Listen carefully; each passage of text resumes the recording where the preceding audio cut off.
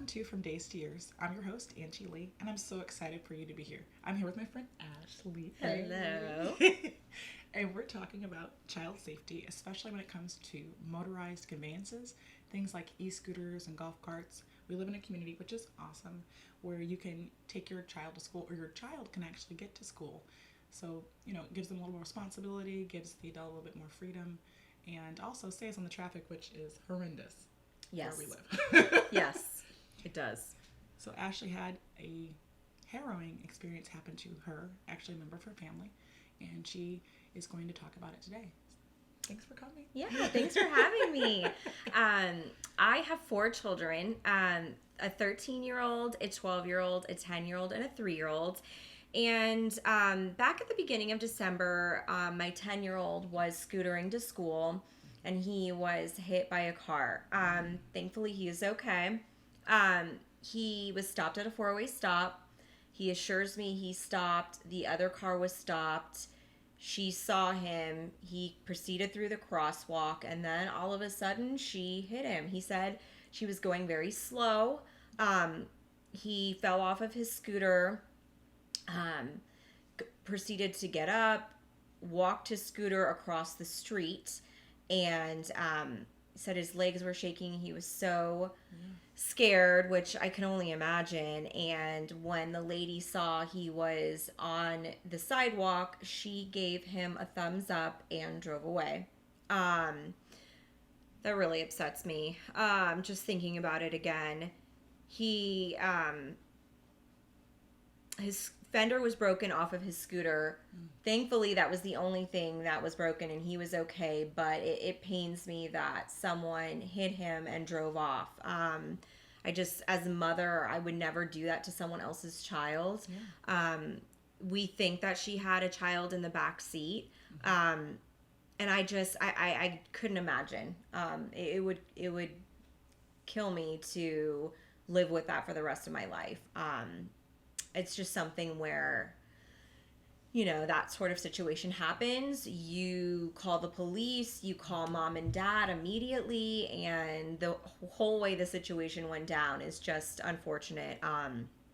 My son proceeded to go to school and didn't even tell us. Wait, he got hit by a car and then he still went to school? Yes, he did. What kind of child is this? I know. Had it been my older 2 children, they would have been lying on the floor, like, when someone dies and they joke that you, like, draw chalk around a person, like, on the floor. Yes. That would have been my older 2. Yeah.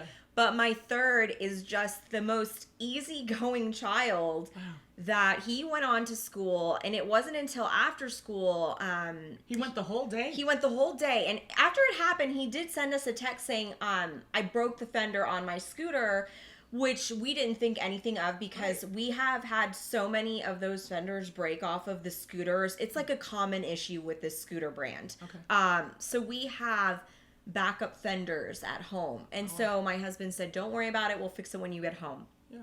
So after school, he calls us and says, actually, my fender broke because I was hit by a car, but I'm okay because they were going slow. Wow. He said he was going to go over to his friend's house after school. And we said, you need to come home right now. Yeah. I need to know what happened. Yeah. And so when we got home, we went over, what had taken place that morning and how he needed to have called us and how that's illegal and you can't just hit someone and drive off. And it scared him. He started crying and I felt terrible. He's the sweetest little boy.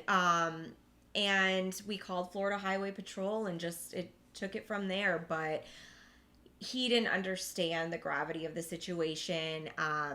And after explaining to him, I think he realized like how big of a deal it was. Yeah. But it's crazy to me that someone would do that. And like I said, thankfully he was okay, but it just hurts my heart that someone hit him and he was so scared and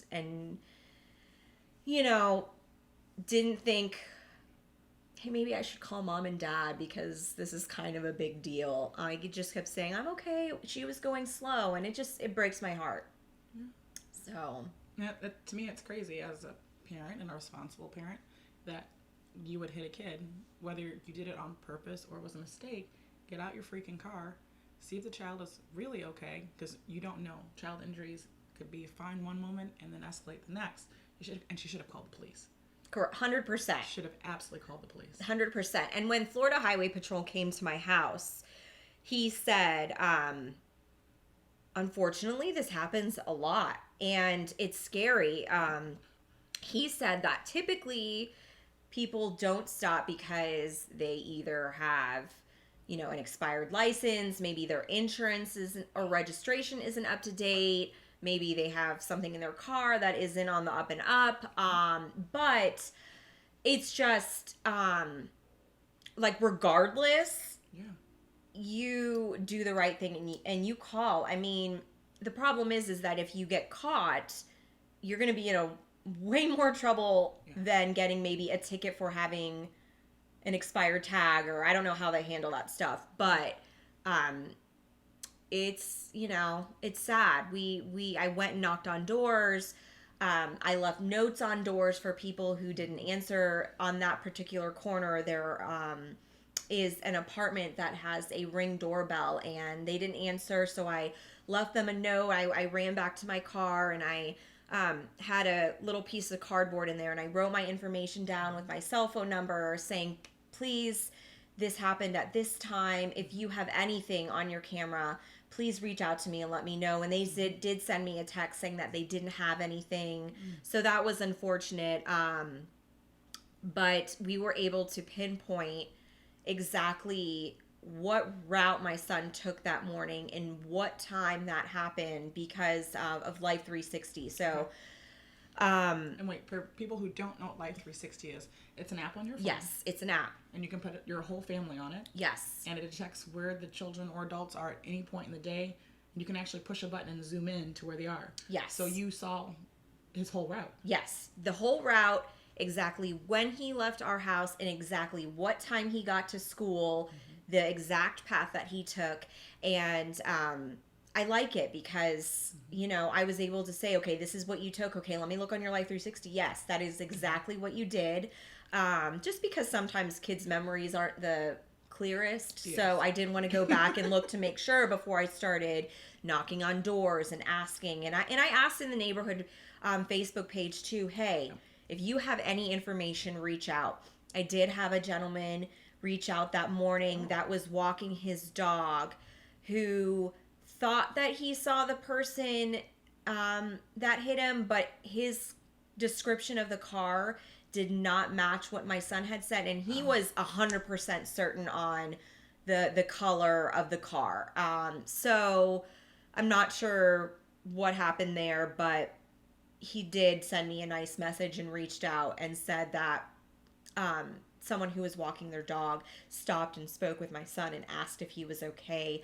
I never did get in contact with him, but I tried. I sat out there the following 2 mornings at the 4-way stop, videoing cars that went by that I thought could be the potential person. One of the mornings I was out there, my son was with me, and he said he thought that was the woman who hit him. It was the exact car, white car with black rims that he said, but nothing ever came out of it. I sent the information of the tags on to Florida Highway Patrol saying, hey, I stood out there the next few mornings. My son was with me. This is the car he thinks that hit him. But unfortunately, we hit a dead end on that. So, wow. Yeah. Which sucks because it's like, if these kind of things happen, you're like, okay, the police are able to do something. But with speculation, right, they can't. He said, oh, well, maybe there'll be some sort of damage on the front of her car. But I don't know. Given how slow he was going, he didn't have any marks on him. It was just a broken scooter. Really, potentially, there could have been nothing on her car. And unless someone had ring footage of that car with that license plate hitting him, really, we couldn't do anything about it. And it's unfortunate that we kind of came up with nothing. It really upset me. Just thinking that back when this happened, like, this woman could potentially get away with this. And because I was hitting dead ends everywhere I went, there was 2 businesses up the street from where my son was hit. I went into them asking, can you just review footage to see if you have this make and model driving by at this time? And neither one of them had anything. So I did everything that I could to try and figure out who this was, and unfortunately it didn't work out. But I wish it had ended differently. And at least she, could have gotten in trouble for what had happened and maybe learned a lesson the hard way, but that is not what happened, and it's unfortunate. So and it's crazy because you said that there was a child in the back, so it's like, what are you teaching your kid? Right. It's okay to hit somebody and leave. Well, I gave you a thumbs up. He said he was okay. Like, didn't even think, maybe I should roll my window down and say, hey, are you okay? I mean, like, a thumbs up, really? I just, like, what kind of person does that? Pull over. I mean, I saw a little boy riding his bike one morning when I was driving my kids to school that morning, and he fell really bad on his bike. Oh. I felt terrible. He scraped his knees up really bad. I ran back to my car, got my first aid kit. I was pulled over right by the daycare in the neighborhood. And I even said, let's call your mom, because his knee was so banged up. I felt terrible for him. And I mean, I wasn't even involved with this, this little boy falling. He just hit like a, awkward part of the sidewalk and fell. And that broke my heart seeing that. And so to hit a child and just drive off, it's mind blowing that someone could do something like that. I mean, we're talking about serious consequences. All you have to do is call and make sure everything is okay. But driving away, I mean, I really don't understand what goes through people's minds sometimes. I don't either. Yeah. I don't understand it. And I'm the same way. Like, if I see a kid, who's in distress or looks like they're distressed, I'm going to stop. Yes. Are you okay? Is everything okay? Because I've seen so many kids just like fall on their scooters just because we've got them in droves, hundreds of them riding around here. So you're bound to see something. And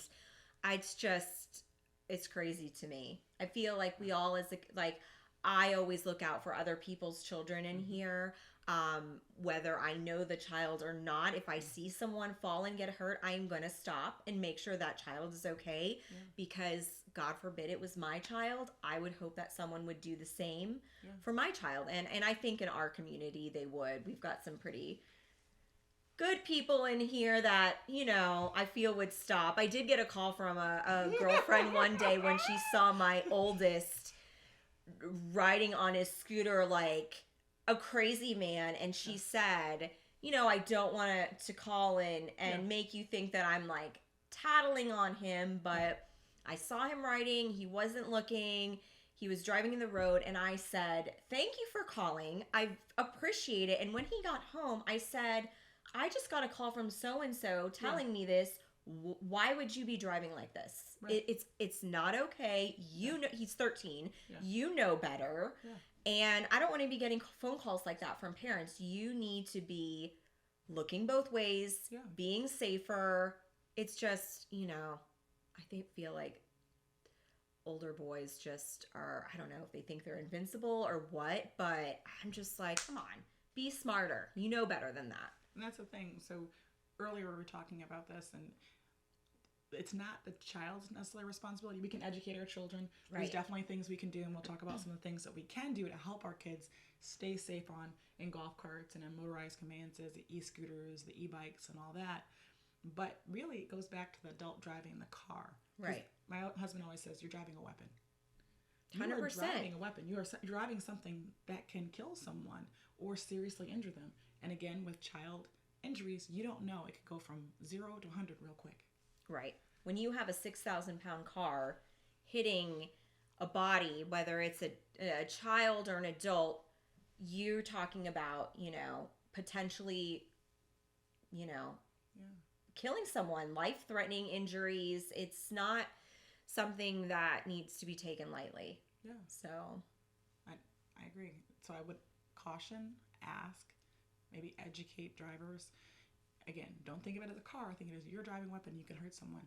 So we're going on school crossings or anywhere children play or can use these wonderful conveyances, motorized conveyances.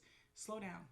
I was saying this morning, as I was coming back from dropping our daughter off at school, going back home, there were two adults, parents, walking through the crosswalk. I guess they just dropped their kid off at school. I don't know what they were doing. But they had pushed the button and they were walking, so I stopped, obviously. And they were passing by and on the other side, and I was getting ready to go, and something just said, pause again. So I paused again, and out of the corner of my eye, I saw a girl on her scooter going across the crosswalk. She was in the right of way. She did the right things. The button was flashing, but because the sun was so bright, I couldn't see over here that the light was flashing. I saw the adults here going across, and my path was clear, so I was going to go. Luckily, I paused, and then she went. Because if I hadn't, I could have hit her because she was on one of those motorized conveyances, and those things could go very quickly. They do go fast. Yeah. I won't get on one because, God forbid, I break an ankle and I am down. Who's going to take care of my 4 children if I am on crutches? This is the thing. So no, I won't get on one, and my kids call me a weenie, and I say, I am okay with that. I don't need to break anything. Yes. Mom needs all of her limbs to be able to work. So that's okay. I don't want to break a hip. I will walk. Yes. No broken hips. I don't want hips broken. But just making sure you're taking time. And we said this earlier. You are saving 5 or 10 seconds in your day, but you could ruin a life. Think about your consequences. Right. Some of these people that go through our neighborhood at like 50, 60, I'm like, what are you thinking? I mean, there's too many children around. Yeah. Our community is built around, outdoor things, people bike riding, kids playing outside. And to me, it's not worth it to be driving so recklessly. I don't understand. I mean, some of the accidents that I've seen people get into in here, like driving through the roundabout and hitting those big rock piles, like you're in Dukes of Hazzard. I really no, I saw a car full blown in one of the roundabouts one day that was up on one of the rock walls. How fast do you have to be going to get yourself in that kind of a situation? I mean, really. Wow. Yeah. Now, so the rock wall that she's talking about. So this is not like a little skinny, like 4-inch by 4-inch. These are large boulders and or a series of rocks that are put together and have like fencing around them, and they are large. Yes, and like if you hit that with your car, your car's gonna be messed up. Yes, bad. And there's plenty of room in the roundabouts. There are 2 lanes, right? So there's no reason for you to need both of them, no matter what kind of vehicle you're driving. Right, the 1 lane should suffice. Right, and I know that there are people that are, you can tell your children until they're blue in the face or you're blue in the face, you need to look both ways before crossing the street. All parents do it. We all tell our kids, you need to be careful. You need to look both ways. You need to look for other cars because sometimes you might see the car, but they may not see you. But they're children and they forget, just like adults make mistakes, so do children. And so sometimes they might get distracted and be looking at something and not realizing they're crossing the street. And before they know it, they've made it across the street and didn't even realize they crossed the sidewalk. And I see that happening a lot in here, and it makes me nervous. And that is why I always drive extra cautiously, because you never know. You never know when someone is going to dart out behind your car when you're backing up or shoot across the sidewalk. And everybody can say, oh, it's the kids' fault, they need to be more careful, but they're children. And some of these kids on these scooters are really young, and they're, to me, they're still almost babies. And to say, oh, well, it's the kids' fault for it. No, you are an adult. You are operating a vehicle. It is your responsibility to be aware of your surroundings and be aware that, I am always thinking there could be a kid shooting across the street. That's how I drive in here personally, because you just never know. You never know. That's a good mindset to have, because, again, like Ashley said, we can teach our children, and we do educate our children on on safety, being out on the streets when you're on your bike or e-bike or e-scooter or whatever. Right. But what they do when they leave the house, they might forget, or they might consciously do it because they're in a rush. Maybe they're late that morning. Right. But the onus is typically on the driver. I will say I have seen some older children, middle school age, high school age, where they are not obeying. Same. And it makes me nervous. And It scares me for them. I've seen that where one girl in particular, I remember in the beginning of the school year, and she would fly through the intersection without stopping. I rolled down my window before and said, "You can't do that. You have got to stop. Someone's going to hit you. You're driving a vehicle. It's one of the e-scooters, and she's old enough to know. Again, children forget, but I just don't want to see her hurt." I said, "You've got to stop at that stop sign and look." Right. And she would do it almost every day. And again, as the adult, we're in the vehicle. We're driving, quote unquote, a weapon, and we need to make sure that we're obeying the safety laws, but also taking a moment to pause.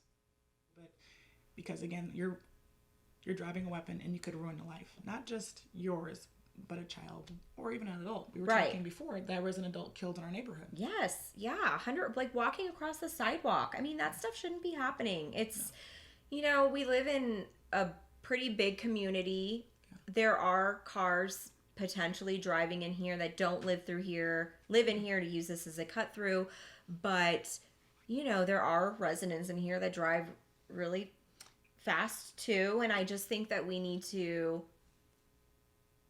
be a bit more careful. Yeah. Nothing is so important that people need to be driving through a residential neighborhood full of children playing outside, people enjoying themselves outside, that they need to go 50 to 60 miles per hour down streets. Yeah.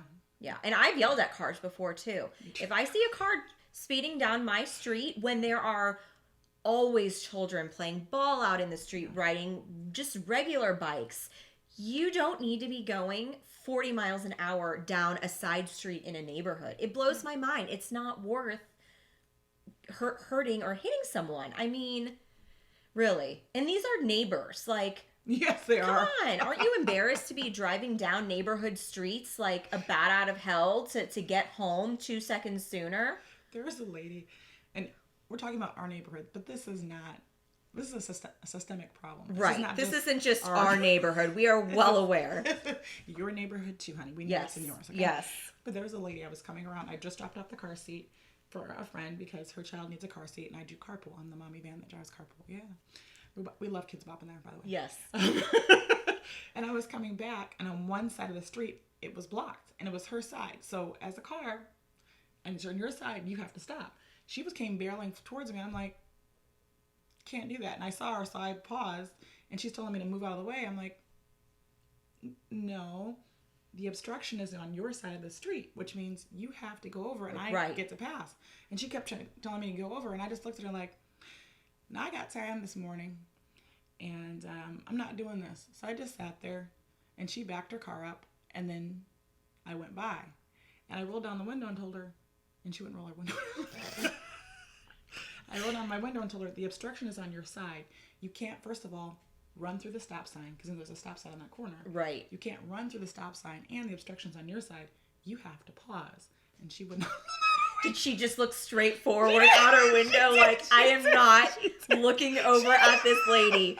She did. Yeah. And she was completely wrong. And I didn't yell at her. I didn't cuss her. I just rolled down the window, told her that, rolled it back up, and went on my merry way. But I was like, I got time today. I'm going to sit here. If you want to sit there, that's fine.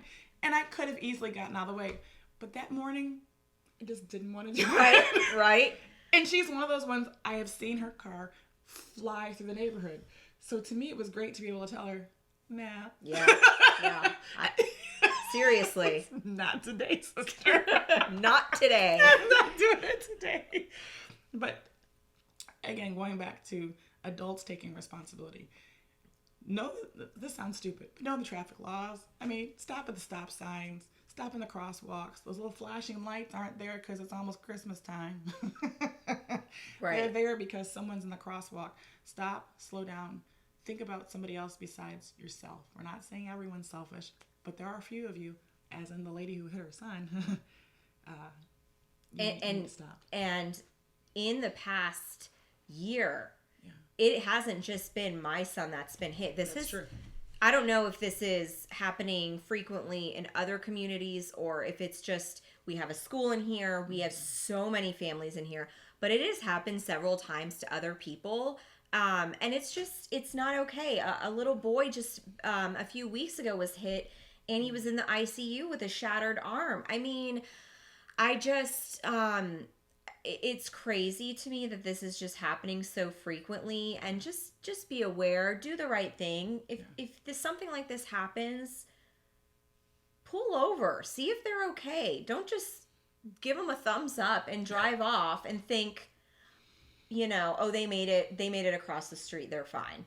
I still, to me, because when this happened, I was like, what the heck? Because I adore Ashley. She's an amazing person, an amazing mom. Thank you. So I was mad as hell. I was fuming. I was so upset. And it just like, I told my husband, I'm going to go knock on doors. And I'm sure when half the people saw me on the ring, they probably thought I was selling solar panels. So that's probably why half the people didn't answer. Because there are people that come in our neighborhood. Yes, it's a frequent issue in here. I probably should have said, like, I'm sorry, I'm not a solicitor. But I just, I was trying to figure out, like, if you have anything, just holding on to any sort of shred that maybe we will be able to find this person. But, no luck. And unfortunately, if we didn't have a video of it happening, or there wasn't like significant damage on this person's car who hit him, like, there's just nothing that they can do. And that's the other thing too. So Ashley proactively went out, because as a mom, I would do the same thing. Mama bear, you're not gonna mess with my kids, not like that. Especially when you endangered their life. Right. Because a kid could go from fine one moment to not fine, even though they think they're okay. And especially with something like a head injury, because your son wasn't wearing a helmet. Even though Ashley has told the kids to do that, kids sometimes do what kids do. So you never know what could happen with a head injury. Yeah. But I would love to have like a neighborhood watch, if we could all agree, where you're not out there by yourself knocking on doors. And I know myself and another mom, we did go through the neighborhood in the evening, because Ashley was in the morning. We went out in the evening, and we went through, when I say we went through, I mean we went through a lot of the neighborhood looking to see if we could see the car that possibly hit her son. And we came up with Bupkis, and I texted a bunch of moms, a bunch of them, and only one mom said, I think that person lives in the apartment. Yeah. But she couldn't remember where, and I, contacting the apartment complex over there, they're not going to give you information. Right, and they don't have cameras either. I learned that only in the areas where there are amenities. Yes. So. Yeah, that's true. Yeah. So it would be great if a neighborhood watch could be created, not just in our community, but in communities other places. We're not talking a bunch of people that go around, yelling at kids because they're walking across their lawn. We're not talking about that. Right. But things with, safety issues with children, making sure that we're reporting those, making sure that we're, helping to keep the neighborhood safe, but not to the extent where we're annoying the crap out of each other. Right. Because somebody walks on your lawn. I don't care about that, okay? Yeah. It'll be okay. Right. Your lawn will live. You know who I'm talking about when I'm saying that. We do know, unfortunately. But it would be great if we had a community where we could, more people could right. have gone out. More people could have maybe even, I don't want to say put pressure, but in a way put pressure on that person to turn themselves in and do the right thing, because this is a kid we're talking about. Right. 100%. And it could have been any of our kids. It could have been your kid. Yeah. So I definitely want to thank Ashley for coming on. Oh, thank you for having me. And I'm so glad Bryce is okay. Yes. Yeah. He's a good little guy. So I had posted about it on our neighborhood Facebook page, and then the following day, my kids told me everybody was asking if he was okay and if they needed to check on him, and even the principal went up to my daughter and asked if he was okay, and I appreciate that, and thankfully he is okay. So just gotta be aware and be safer out there. I agree. And again, we're putting the onus on the adult who's in the vehicle, because you are driving a weapon. Make sure you obey the safety laws. Take some time. You could influence a life in a positive way or a very negative way. And as parents, we just educate our children, make them aware. If you have safety equipment, again, sometimes the kids don't wear it. Right. And they just don't. And letting them know also that they need to obey the safety laws. Stop at stop signs. Again, they're kids. They're not always going to do that. But as an adult, we need to try and do that. Try and educate our children, not to make them afraid, but to make them aware. And Ashley has definitely done that. So if you're wondering, yeah, she has. Yes. But make sure you all are doing that at home too. And the other thing I would say is the golf cart, before we click off. I think they're great. However, please be mindful of those. I was driving behind one of the golf carts exiting the school. It happened, I don't know, a couple months ago. And there was a little boy, I think he was in kindergarten, and his mother did the right thing. She had them all clicked up before she left, because when I saw them coming out of the parking lot and going on to one of the roads before it gets on the major road, you know which one I'm talking about, over by the fields. So she did the right thing. But the kid unclipped the safety belt, and he was like crawling around on the floor right there where the bar is for the golf cart. Yeah, and that's I'm so behind. scary. Oh my God. And so I just like slowed down even more, almost to a crawl. Right, because what if he had fallen out of the back of the cart? You never know. You know, she had hit something and maybe he popped up. You know, Right. You just never know. You don't know. So again, in that instance, I'm sure the mother told the child to put the safety Right. belt on, and she didn't like leave the parking lot without her kids being secure. But he's a kid, and he was trying to get something or play with his sister or whatever, and he took it off. So just re-emphasizing those things. And in that situation, I don't know what you can do. Right. Except for as the driver, as the adult in the car, or me in the minivan, being aware of your surroundings. She might not have even known that her child was unbuckled. There's no way she could have known. Yeah. She was driving straight forward, making sure she's going where she's supposed to. Right. But again, putting the onus on the adult in the car. You're driving a weapon. Pay attention. Because then I saw him buckle himself back up. And then again, right before his mom hit the turn where she was moving around the corner, he did it again. And there was no way for me to wave her down or to stop her and say, hey, your kid is unbuckling himself while you're driving. Right. Because he could roll out and hurt himself. He could get hit by a car. You know, there's so many things that could have happened. So I love all these wonderful conveyances we have, e-scooters, e-bikes. But making sure the drivers are paying attention, because the kids are going to be themselves. Right. And even though we educate them and make them aware, Kids are kids. sometimes kids are kids. Right. So I would say that too. Thank you, Ashley. Oh, thank you. Thank you for having me. We'll see you guys soon. Thanks for joining us. Bye.